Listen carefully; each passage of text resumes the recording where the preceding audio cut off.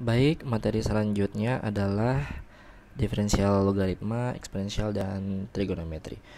Ya, dalam bahasan kali ini kita akan membahas bagaimanakah bentuk diferensial kalau suatu persamaannya itu dalam bentuk persamaan logaritma, atau persamaan eksponensial, atau persamaan trigonometri. Ya, ingat ya, yang trigonometri itu persamaan yang seperti apa, yang menggunakan kosinus, sinus, tangens, itu semua kalian sudah dapat waktu SMA. Nah, sekarang kalau logaritma mau didiferensialkan itu dapatnya apa? Sebelumnya kita lihat saja dulu pada tabel yang ini ya. Ini adalah persamaannya, ini hasil diferensialnya atau rumus diferensialnya. Nah, kalau misalkan xn ini adalah aturan pangkat biasa ya. Aturan pangkat biasa. Pasti dapatnya yang ini. Ini sudah paling umum sekali. Itu dasar yang harus kalian tahu. Nah, bagaimana kalau E pangkat X? Ingat ya, masih ingat waktu matematika 1, E itu apa? E itu tidak lain adalah bilangan natural ya, bilangan natural. Angkanya sekitar 2,1871 sekian-sekian atau berapa, maaf, bisa dikoreksi kalau saya salah ya. Nah, kalau dia didiferensialkan dapatnya sama, tidak berubah. Tapi bagaimana kalau E pangkat KX ya? Dia kalau dipangkatkan atau maaf didiferensialkan dapatnya K kali E pangkat KX.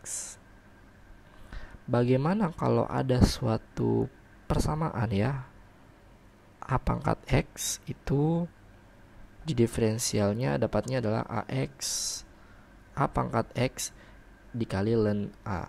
Nah, kalau ln X kalau mau didiferensialkan dapatnya apa? Dapatnya dia adalah seper X. Masih ingat ya, ln X itu apa? Ln itu adalah logaritma natural. Logaritma yang memiliki basis nilai E. Tolong diingat kembali. Logaritma AX itu dapatnya kalau log X dengan basis 10 ya misalnya, ya dapatnya adalah seper X ln A. Nah, bagaimana kalau sinus, cos, dan tangens? Itu dapatnya adalah kalau sin mau didiferensialkan dapatnya adalah cos. Kalau cos X mau didiferensialkan dapatnya min sin X. Dan sementara tan X kalau mau didiferensialkan dapatnya adalah secant kuadrat X. Ya, jadi pada umumnya sih kita akan berada pada bagian materi ini. Sementara pada trigonometri bagian ini hanya sekedar pengayaan saja. Lanjut. Ya, contoh soalnya seperti apa nih? Misalkan nih ya, ada persamaan kayak gini. Kita mau diferensialkan berapakah dy per dx-nya.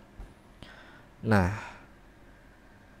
cos x 5x kurang cos 5x kurang 4 dalam kurung 5x kurang 4 tidak lain ini bisa dikerjakan dengan menggunakan metode. Ayo, ada yang masih ingat kira-kira ini mau dikerjakan dengan cara apa? Digunakan ada persamaan di dalam persamaan, berarti digunakan aturan rantai ya, gunakan aturan rantai. Tidak lain berarti 5x kurang 4 yang dalam kurung ini adalah nilai U. U nya berapa? U nya adalah 5x kurang 4. Nah, nilai U nya ini kita diferensialkan. U aksennya berapa? U aksennya adalah 5 ya pastinya. Nah, U aksen ini tidak lain merupakan du per dx. Nah, sementara itu du per dx-nya berarti dapat dong kan ya. Ingat, untuk mencari dy per dx itu gunakan aturan rantai. dy per du dikali du per dx. Du per dx-nya sudah dapat. Sekarang kita cari lagi dy per du-nya. Sebelumnya kita cari tahu dulu y itu tidak lain adalah cos u, ya kan ya? Karena yang ada dalam kurung itu tidak lain pemisalan dengan u. Nah, cos u ini kita diferensialkan, dapatnya adalah min sin u. Dan min sin u tidak lain adalah dy per du. Ya. Kenapa dy per du? Karena hasil diferensiasi dari y terhadap u. Jadi u-nya yang mau didiferensialkan, dapatnya dy per du. Nah, sudahlah didapat dua-duanya, dapatlah dy per dx-nya dan dapat pula dy per du-nya. Maka dari situ kita langsung substitusi Jadi dy per du sama dengan min sin u, sedangkan du per dx nya adalah 5. Nah, u nya disubstitusi, dapatnya adalah 5x kurang 4. 5 nya dikalikan dengan min, dapatnya min 5. Inilah jawabannya ya.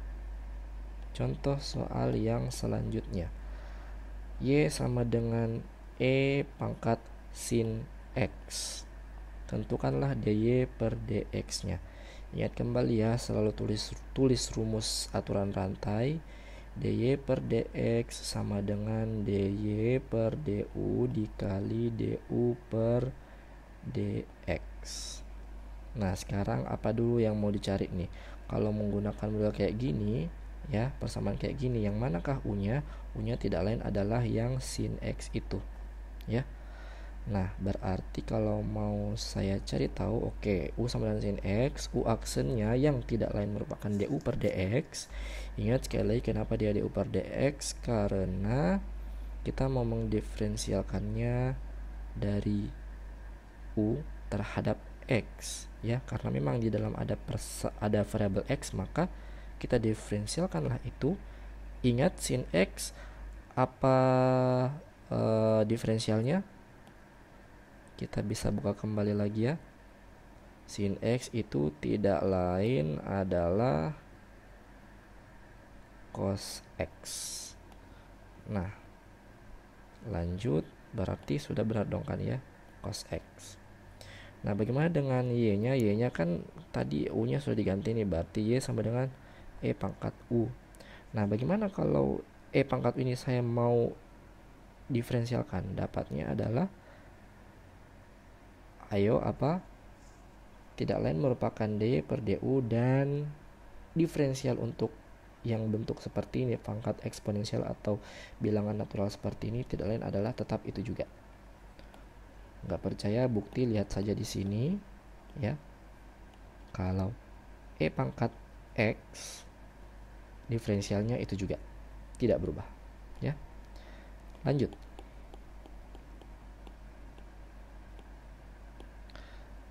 Setelah dapat dy per du, setelah dapat du per dx, langsunglah kita substitusi.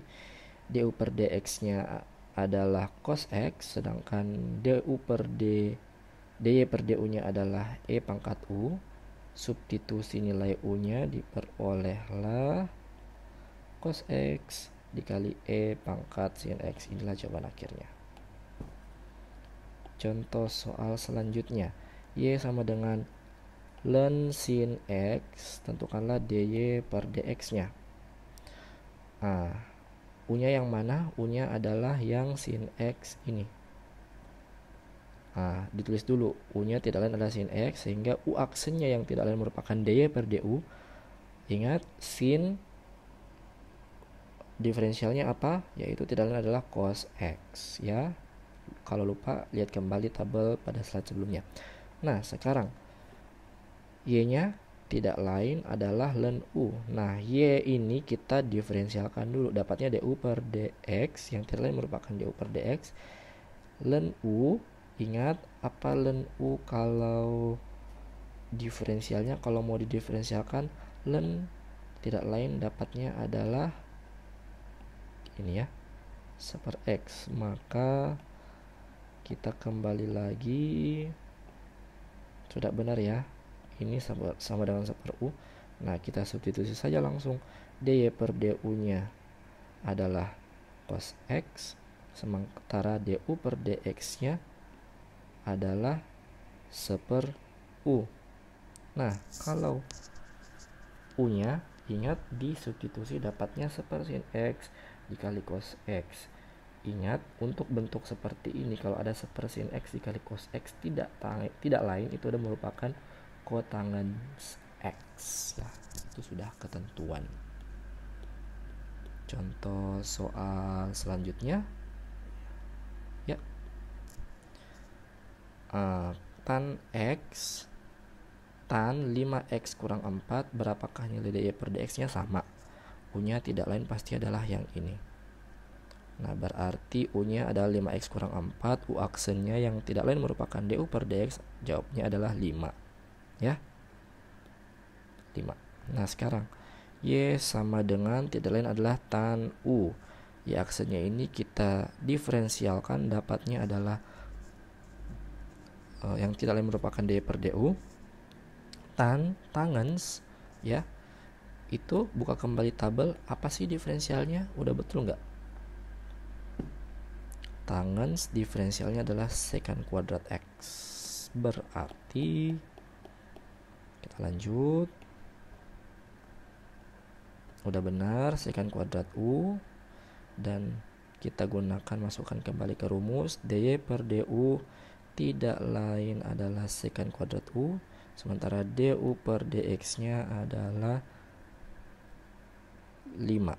Nah, U nya kita substitusi, nilai U nya adalah 5X kurang 4. 5 nya ada di depan. Inilah jawaban akhirnya. Saya kira cukup gampang ya menggunakan fungsi trigonometri ini. Sampai sini, apabila ada pertanyaan, silakan bertanya di kolom komentar. Terima kasih.